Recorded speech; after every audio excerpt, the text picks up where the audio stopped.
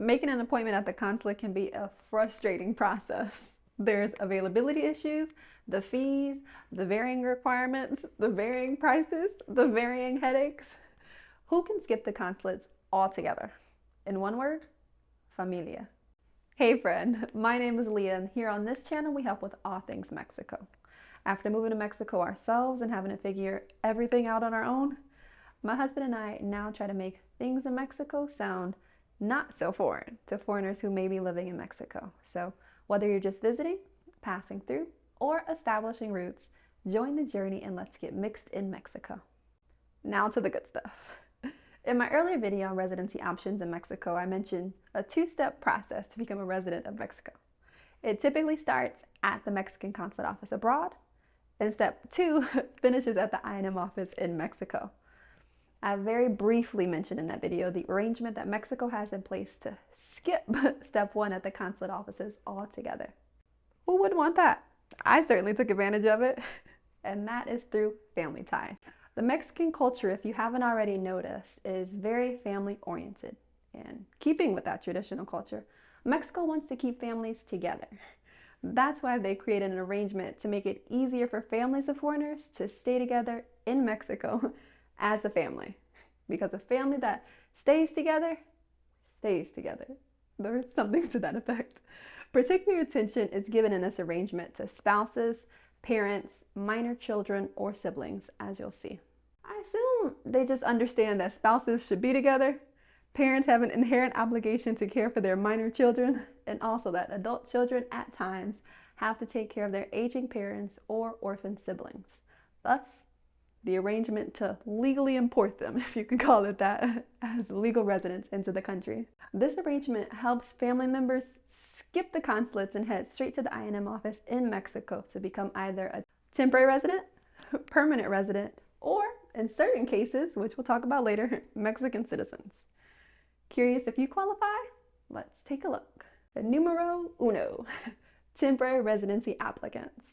A foreigner can apply for temporary residency status altogether within Mexico if they are the spouse of a foreigner with temporary or permanent residency status, the parent of a foreigner with temporary residency status, the son or daughter of a foreigner with temporary residency status, if that son or daughter is under 18, so up to 17.99, or the son or daughter of the spouse of a foreigner with temporary residency, if that son or daughter is under 18 years of age, so in principle, a stepchild, or a foreigner yet the spouse of a Mexican national, which was my case.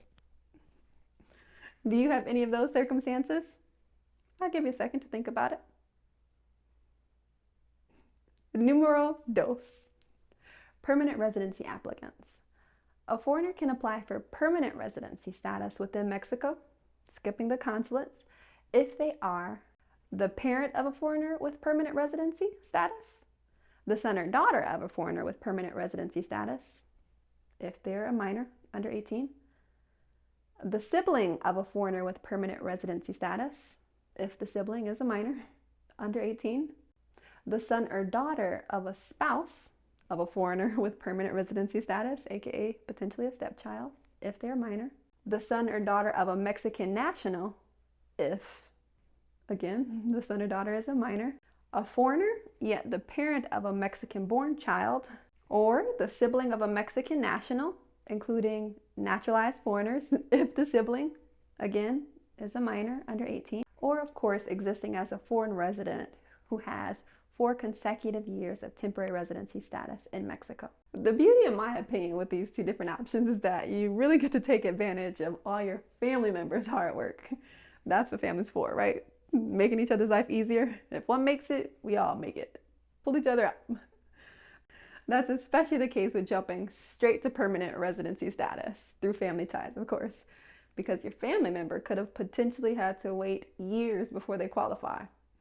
But you, no, you just hop right on the back of that train and enjoy the family ride into residency status. Good for you. You will notice that in whichever residency status you're applying for, in both instances, you will maximally be able to match the level of your family member's residency status, at least to begin. So If your family member is a temporary resident, you can maximally be a temporary resident through them at first. Or if they're a permanent resident, you can maximally become a permanent resident. So that's just to say you can't jump. Of course, if you wanted to be a temporary resident through them, you could be. You just can't become a citizen. Makes sense, right? But later, should you decide to attain a higher level of residency after you get in, then that's completely up to you. So if you get your temporary residency through your family's temporary residency status, do you have to wait until they get permanent residency status to get yours? No. If you come in through your family member's temporary residency and they later decide to leave and live somewhere else, when you qualify, you can still go on to permanent residency status and beyond if you so choose. They are just your foot in the door. Once you're in, you're in.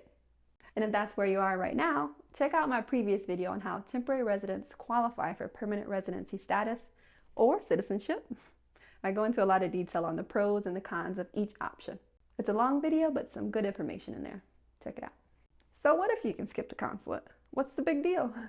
Why may some desire this route as an option, opting to just apply in Mexico? Are there any advantages?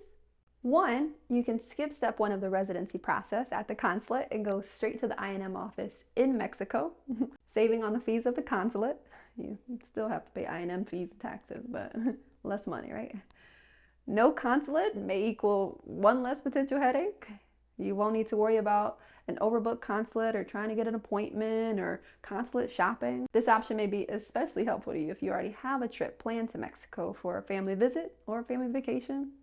On the other hand, if you had to go to the consulate for step 1, the visa sticker that they give you would only be valid for 180 days.